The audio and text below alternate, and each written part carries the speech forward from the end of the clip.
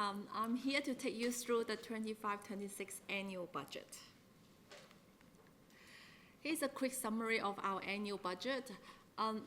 We are in a strong and sustainable financial position through meeting our efficiency target, having our rate increase of fees and charges, and also we are having a 4 million surplus excluding capital grant. We'll look at the details in a bit more in later slides. First, let's look at our profit and loss budget. Our total revenue is 153.1 million. Our total expenditure is 149.1 million. That gave us a 4 million surplus. This surplus is consistent to our special rate valuation application to IPAT, stands for Independent Pricing and Regulatory Tribunal, in our applications last year. When we're looking at our operating performance ratio, which is our net surplus divided by our total revenue excluding capital grant, it's around 1.74%. It's marginal because we always aim to keep around 2% buffer in our operating performance ratio for any future budget shocks. Let's look at the revenue in a bit more details. Here's the breakdown in a pie chart of what is the share of each revenue type. As you can see, the biggest one is our rates and annual charges, 50%. The next one will be user charges and fees, 12%. So in the later two slides, we're focusing on rates and also our fees and charges. First, let's look at our rate revenue. Now, as you can see in the previous slide, we're talking about rates and annual charges, 85.8 million. We are looking at the rates because the domestic waste levy is an annual charge, so it's not subject to the rate pack set by IPAT, but our council rate is. 64.9 million is subject to the rate pack increase set by IPAT. Now, how does IPAT set the rate pack? What they do is every year they try to set a target to cover the increased cost from inflation after assessing what is the cost pressures on council, and then they're prescribing an allowable cost of living adjustment for rates and also allowing for population growth. With the rate pack that we receive from IPAT, we will apply that to our notional general income. What does that mean? Our notional general income is to helping the council to assess what is the general income at the end of the financial year on the maximum land value, the available land value that we can assess, and then that gave us the baseline, and then we applied the increase, which is 3.8% for next financial year. That will give us a maximum permissible income. So maximum permissible income is our maximum rate we can charge for the whole council. So imagine that as a pie chart again. Each individual rate payers have their share in the pie chart, very small or very big, depending on the type of the rate. They will ask, what will be my rate increase? Is it 3.8%? That actually depending on their share on the pie chart. Every 3 years, the New South Wales Valuer General will assess the valuation of the land values. We are having a new one for next financial year, and that will determine their share in the pie chart. If the individual property valuation increase more than the average, then their rate increase will increase more than 3.8%. And if the individual property valuation increase by less than the average, then the individual rate will be less than 3.8%. But overall, our council's maximum amount is set.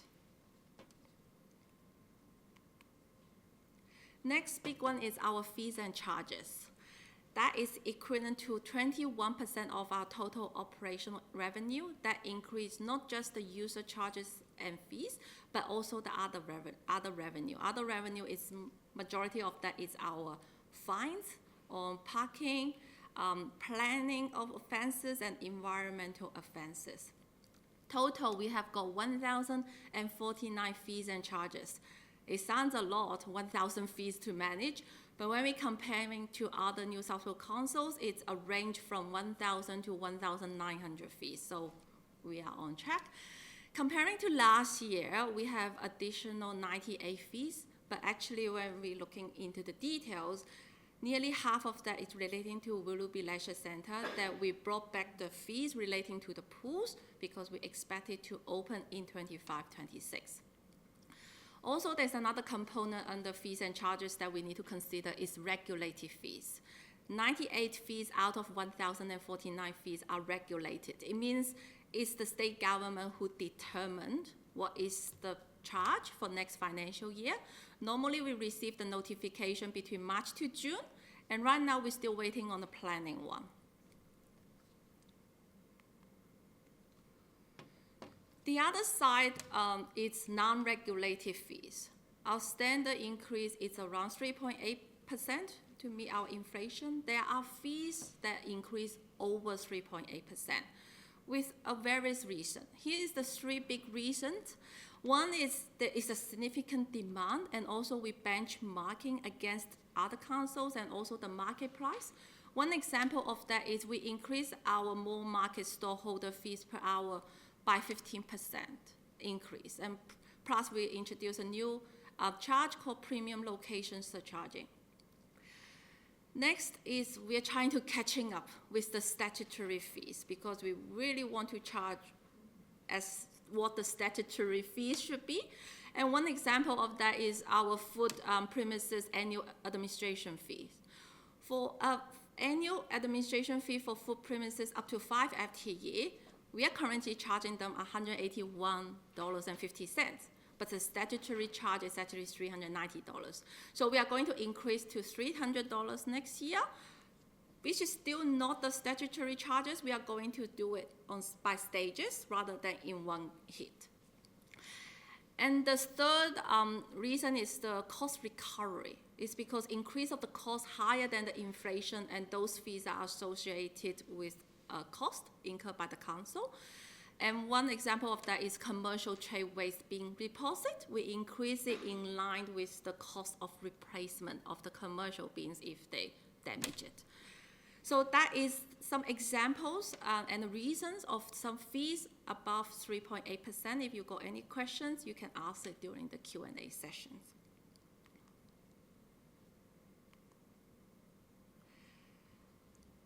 After the revenue, we look at our expenditure. Our expenditure, operating expenditure, $149.1 million, is dominated by two big categories. The first one is materials and contract, 41% of that. But out of $60.8 million, 25% is actually relating to domestic waste, collections, and disposal. The second category is employee cost, which is 39% of our total operating expenditure. Other than we are paying for operating expenditure on services, we also paying capital expenditure. We will be spending $38.4 million on our capital expenditure. As what Maxine mentioned, our draft DPOP hasn't included Willoughby Leisure Centre. We will include it, so this number will be increased in the final version for the June council meeting. We're looking at efficiency.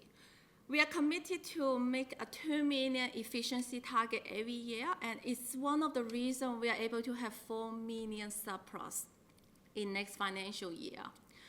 In next year, we're able to find 2 million in non-rate revenue measures to meet our 2 million efficiency. The first one is our increased revenue from parking, development, and environmental compliance, 1.1 million. Now you might wonder, the amount is so big. The increase is due to higher efficiency through process improvement and also effective staff resource allocation. The Safe City team is trying very hard to ensure our LGA is a safe environment.